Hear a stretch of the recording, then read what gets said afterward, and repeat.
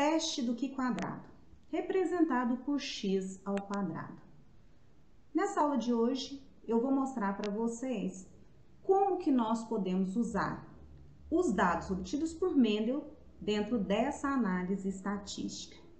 Primeiro, eu gostaria de mostrar para vocês uma determinada situação. Vamos imaginar que você, partindo de indivíduos puros, você cruza uma planta com flor roxa com uma planta com flor branca. Automaticamente, nós já sabemos o que nós vamos ter em F1. 100% dos nossos indivíduos vão ser roxos. Vamos deixar esse material no campo para verificar com o processo de autofecundação o que nós temos em F2.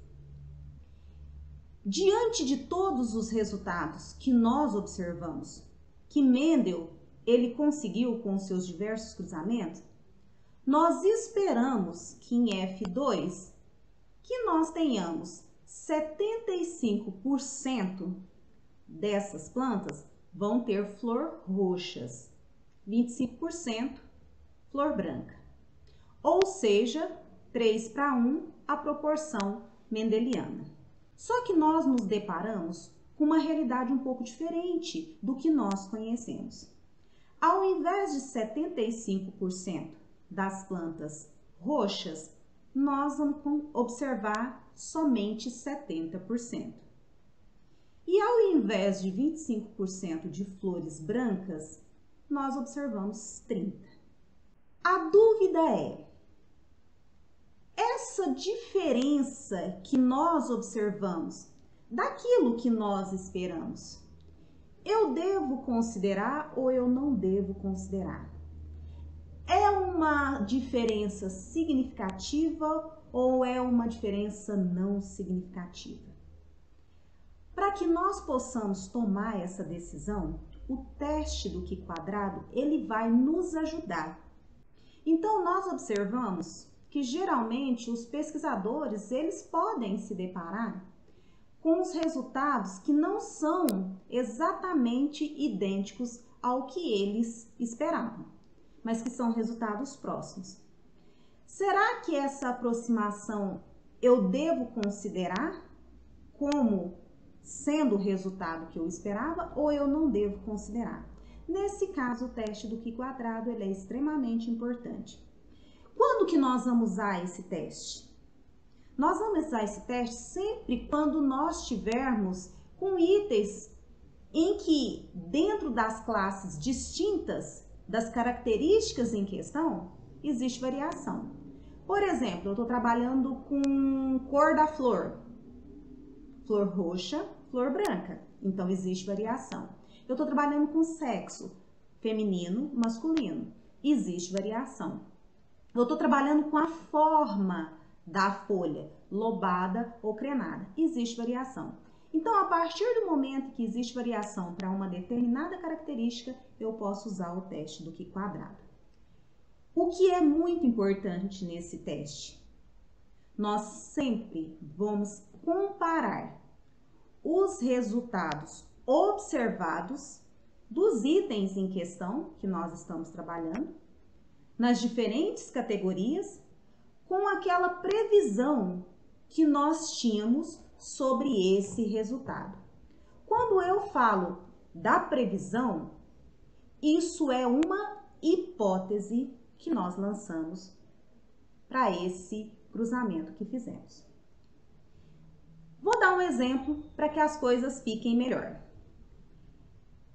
O teste do Q quadrado, ele simplesmente é um meio de quantificar os vários desvios esperados por acaso se a hipótese é verdadeira. O que ele está chamando de desvio no teste do Q quadrado? Eu disse anteriormente que é muito importante que a gente faça uma comparação. E essa comparação ela vai ser sempre feita entre os resultados observados com os resultados esperados. Essa diferença entre o resultado observado e o resultado esperado é o que nós chamamos de desvios. Eu vou usar um exemplo aqui para vocês. Vamos imaginar que eu tenho um barril e dentro desse barril eu tenho bolinhas de gude. E eu tenho uma variação para a cor dessas bolinhas que estão dentro desse barril. Eu tenho bolinhas vermelhas e bolinhas brancas. Então, eu já vou lançar a minha hipótese sobre o que eu espero ter dentro desse barril. Eu espero ter 52 bolinhas vermelhas e se eu imagino que eu tenho 52 bolinhas vermelhas e nesse barril eu tenho 120 bolinhas de gude, automaticamente eu tenho que ter 68 bolinhas brancas. Lancei a minha hipótese. Mas vamos imaginar que eu imagino ter dentro desse barril 50% de cada uma das cores. Ou seja, 60 bolinhas vermelhas, 60 bolinhas brancas. Diante de uma situação dessa, como calcular o teste do Q²? Existe uma fórmula para nós determinarmos esse Q². E essa fórmula, ela é o seguinte: Q² é igual à somatória do observado menos esperado, isso é o desvio, elevado ao quadrado, tudo isso dividido pelo esperado. Vamos usar essa nossa ideia que nós colocamos aqui para nós determinarmos o Q². Só que agora, dentro de uma situação. O que eu sugiro que vocês façam inicialmente para que nós possamos entender cada parte dessa fórmula. Nós vamos fazer essa fórmula separadamente para depois vocês entenderem que se vocês colocarem na fórmula, o mesmo resultado vocês vão ter. Então, vamos lá. Para a característica cor das bolinhas de gude, quais são os fenótipos que nós observamos? Bolinhas vermelhas e bolinhas brancas. Eu vou usar a hipótese o seguinte: eu espero ter nesse barril 50% para cada uma das cores existentes. Ou seja, 60 bolinhas vermelhas e 60 bolinhas brancas. Num total de quantas? 120 bolinhas que existem dentro do barril. Só que, quando nós observamos, quando nós de fato contamos quantas bolinhas nós temos ali, nós vamos ver que das bolinhas vermelhas, nós temos 55 bolinhas. E das brancas, 65 bolinhas. A pergunta é, essa diferença de menos 5 aqui, do observado para o esperado, para o vermelho, e de mais 5 das bolinhas brancas aqui, ó, de 65 menos 60, eu devo considerar? Ela é significativa ou não? Vamos fazer o teste. A primeira parte da fórmula diz o seguinte: observado menos esperado. Observado menos esperado, 55 menos 60, menos 5. Ao quadrado, 25. Para a cor vermelha. Vamos fazer a mesma coisa para a cor branca. 65 menos 60, 5. Elevado ao quadrado, 25. Aqui nessa coluna, nós fizemos a primeira parte da fórmula. Só que nós precisamos terminar. A segunda parte da fórmula diz o seguinte: nós devemos pegar o observado menos esperado ao quadrado e nós dividirmos tudo isso pelo esperado. Vamos voltar na fórmula para ver o que está faltando para nós fecharmos a nossa fórmula. Porque olha só, isso daqui ainda não é o resultado do Q quadrado.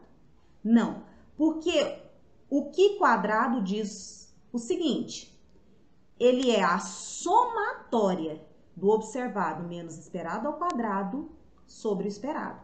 O que nós fizemos aqui? Nós fizemos para cada uma das cores em questão separada. O que nós vamos fazer para nós fecharmos o nosso quadrado? Nós vamos fazer a somatória desses valores. 0,42 mais 0,42 dá 0,84. Este é o nosso resultado do Q quadrado. A pergunta que eu faço, e aí? O que você faz com esse resultado? Que tomada de decisão que você tem diante desse resultado? Porque a estatística, ela é igual lá na estatística e ela é igual aqui na genética. A estatística é igual para qualquer uma das ciências a partir do momento em que você usa. Isso significa o quê? Que ela está te dando um valor numérico. Mas é você que tem que tomar a decisão sobre esse valor. É você que precisa concluir sobre o valor que você obteve do seu Q quadrado. Bom, a estatística diz que eu posso avaliar o meu resultado a 1% de probabilidade ou a 5% de probabilidade. Vamos adotar como exemplo 5% de probabilidade. Ou seja, 5% então vai ser o limite convencional para que nós possamos tomar essa decisão. Só que vamos lá. Na estatística, se você lembrar, a tomada de decisão ela é feita comparando os dois valores de Q quadrado. Quais são esses valores? O valor que você obteve, que é o Q quadrado calculado, com o valor de um Q quadrado tabelado. Onde eu acho essa tabela? Essa tabela, ela tá nos livros de estatística lá no final. Mas como usar a tabela? Vamos lá, vamos lembrar aqui da tabela. A tabela do Q quadrado, ela tem aqui, ó, a primeira linha aqui é a probabilidade. E aqui nós temos de 0,005 a 0,995. 5% de probabilidade é quanto? 5% é 0,05, que é a tomada de decisão que nós optamos por fazer, a 5% de probabilidade. Bom, então aqui nós temos as probabilidades que nós podemos observar. Nessa coluna aqui, nós temos o que nós chamamos de graus de liberdade. Como que nós determinamos os graus de liberdade? Para a característica em questão, no exemplo que nós usamos, nós pegamos a característica cor das bolinhas de gude. Qual é a variação que nós temos ali? Nós temos bolinhas vermelhas e brancas. Quantos fenótipos diferentes eu tenho ali? 2. Para eu poder determinar o grau de liberdade, vai ser sempre o número de fenótipos existentes menos 1. Nesse caso, 2 fenótipos existentes menos 1 dá 1. Esse número que eu acho do grau de liberdade é a linha que eu vou olhar. Então, eu devo olhar nessa coluna a 5% de probabilidade na primeira linha. O que eu determinei aqui? Aqui eu encontrei o Q quadrado tabelado. Eu não disse para vocês que a tomada de decisão é comparando Q quadrado tabelado com o Q quadrado calculado? Por quê? Se o Q quadrado calculado for maior ou igual ao Q quadrado tabelado, Qual é a nossa tomada de decisão? Nós rejeitamos H0, lá da estatística. Mas e se o nosso Q quadrado calculado for menor que o tabelado? Nós aceitamos o H0. Qual foi o Q quadrado que nós encontramos? O nosso Q quadrado foi 0,84. Peraí, 0,84 é menor que 3,84. Bom, então a nossa tomada de decisão é aceitar H0. Aceitar H0 significa o quê? Vamos voltar aqui. Quando nós aceitamos a hipótese, o que isso significa?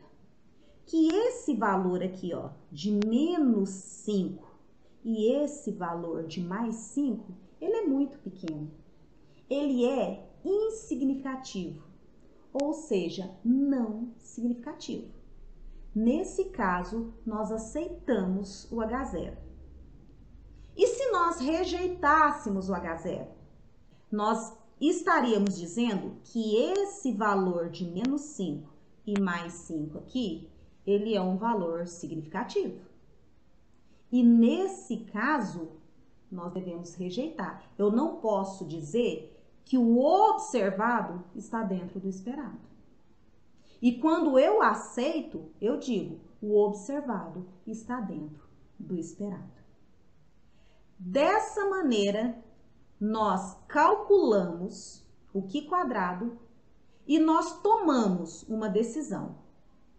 Porque você calcula o Q quadrado e automaticamente você tem que concluir. Eu vou tirar a seguinte conclusão sobre esse resultado. Para as bolinhas de gude, o observado ele está dentro do esperado a 5% de probabilidade. E dessa maneira você conclui sobre o resultado que você obteve.